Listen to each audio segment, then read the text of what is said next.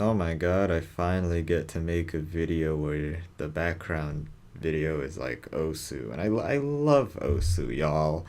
Such a good game. I was hooked onto it when I was a young teen, and I still am to this day. I kind of stopped for a bit there, but then I came back and I'm addicted as ever. And let me tell you how to change your mindset so that you can actually get to enjoy Osu and not just um, get depressed. Because I think that Osu causes um, just a lot of negative emotions attached with it, and I'll explain why. So yeah, I mean it's pretty obvious that like Osu um, demands perfection. Basically, there's like, you gotta get 100% accuracy, and you gotta full combo the whole thing, and you can't have a single 100 because these are statistics that is shown for every single map, every single play that you make, and it has to be like as high as possible. That's what it expects out of you. And it's even made worse by the fact that you see very high level players on YouTube get crazy scores, high PP amounts, and that's just the kind of standard that you give onto yourself naturally. So you are expected perfection, but you realistically, as human beings, you aren't able to achieve perfection uh, like consistently. So that's why I feel like a lot of Osu players are just very hard on themselves for not being able to achieve the perfection that Osu demands of them, basically. I mean, that's not true for everyone, but I feel like that is a very common emotion, I suppose. And that's it's like a form of depression. Like you just keep, just like life. It just keeps banging down on you, saying you suck, and you don't know what you're doing wrong in life, and there's no authority that's just like, okay, you fucked up. No one to tell you that, but you just feel it in yourself that you're not doing good enough. Osu is the same thing. I mean, maybe I'm projecting, I don't know, but I think it's pretty accurate. I think they're similar. So yeah, it's baked just into the design of the game to make you feel depressed. That's the point that I'm making. Not depressed, but like you can't achieve the levels of perfection it demands. I've seen a few videos on Osu actually that kind of informs my view of Osu being like that. I think I watched one video about the history of Cookiesy that was like he's being real hard on himself, and the person who made the video I say on Cookiesy was like, "Stop being so hard on yourself, you idiot." um, and this other one that kind of chronicled what his story of playing Osu was like. He was like, okay, I want to increase my accuracy, so I played Osu, and then I got addicted to it, and I stopped talking to my friends or played the same things they were playing. And his final message is basically just to have fun playing Osu and enjoy it and stop thinking about it because it is a very addicting game. Um, so how do you have fun? Well, let me tell you. Here's how I play the game because I'm still addicted to the visceral emotions that I get from playing very high intensive rhythm games like Osu, without getting too addicted to it or hard on myself. But first, before we get into like what how to have fun with Osu, how to change your mindset so you aren't hard on yourself. It depends on your goal and your relationship with Osu, I suppose. I feel like a lot of people implicitly have their goal to be the best in the world at Osu.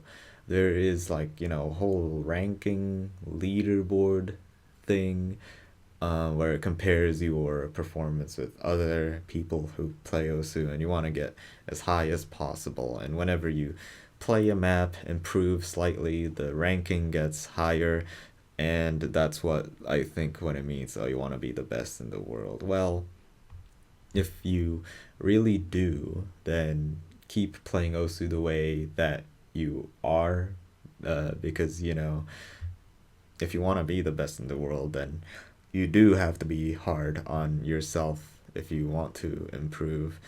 Although maybe you don't have to improve, which is a possibility that I'm going to mention later. Maybe the other goal that you could have is be the best possible that you could be in Osu. Um, and that requires a bit of restraint. That's like a mix between just having fun with Osu and being the best in the world at Osu. Eventually comes a point where you have to realize that this is where I have to stop, and uh, like this is my skill ceiling basically, and it's kind of hard to realize when that is, and I don't have any tips for when you can realize that. Maybe after like you've been playing for a month every day straight, you haven't improved, and you can't uh, play any new maps and gain anything from it. That's when you realize you can't improve anymore. Or you tried everything possible that could possibly improve you at Osu.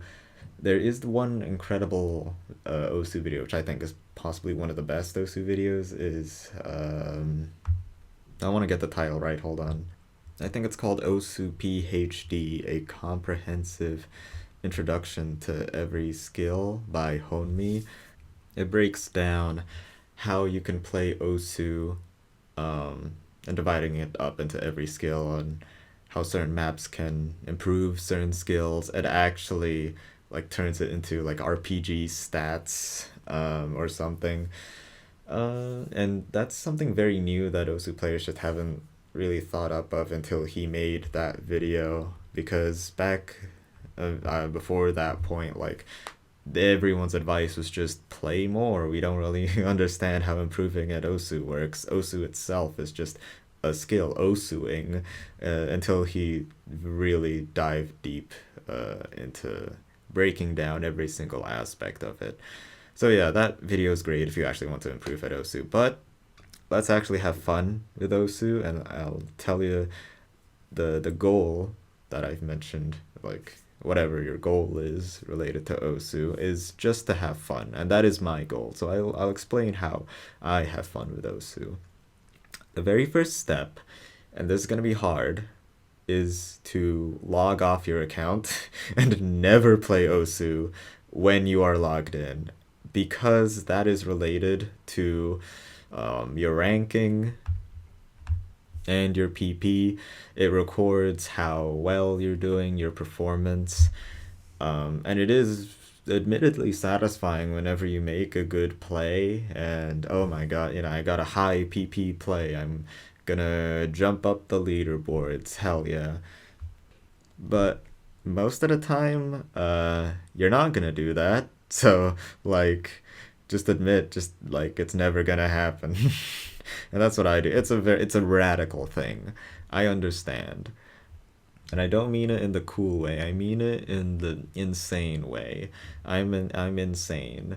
But I've committed to it because I really do only play Osu just for fun. I can't play it every day or anything, but I always play it whenever I have some time and whenever I'm in the mood to do something intensive and move my fingers and everything. That's honestly the main step. The other steps is just like, even though I logged off, it still keeps track of plays that you've made without an account before, basically on like your local leaderboard. So you can still make yourself like a personal best sort of thing. And I mean, I do genuinely still get annoyed whenever I miss a combo or shit miss or whatever, because of course, my goal in playing Osu is to finish a map at least decently. But I stopped caring about like the exact accuracy or the amount of combo that I get. Like, if I still had my account, my accuracy would probably be at like 89 or something. And I rarely get a combo that's over like, I don't know, 300. But the only time that I remember really drastically improving is just when I realized, hey, I got a bunch of maps here, but I only play all the maps that I'm familiar with, so I'm just gonna play a bunch of new ones, download a bunch of new maps, uh, like go through the entire um, 5-star maps and eventually reach 6-star maps, and that's currently the point where I am at. 6-star maps is the kind of like my peak. I mostly just set up the goal of eventually beating Big Black and also just having fun along the way, finding maps that I find fun to play and eventually show off to other people. So yeah, it depends on your goal, and I'm just having fun with it. And I don't beat myself up too hard whenever I make any mistakes. So that's it. Thanks for listening. Osu forever, consume everything, and goodbye. Oh my fucking god, I forgot to add. So there's actually a sort of artistic side to Osu that I don't see many people mention, but I really truly appreciate that more than actually improving. Professional players play like they turn off the backgrounds, they turn on like 100% dim, and you can't see the incredible background art that some people make for OSU maps. I put it on like 80% dim because I still want to see it when I play. Uh, and I remember certain maps because of the image in the background, instead of just pure black. And not only that, I turn the storyboard on sometimes because it's also usually very cinematic and very fun to look at. Although it's usually kind of distracting when I play. I admit that. So yeah, that's just something I want to add. You don't get to appreciate these things if you're like becoming a professional player. It's just this is just kind of what I'm saying. You tend to not to. Okay. Now that's the end, the real end of this video. Goodbye.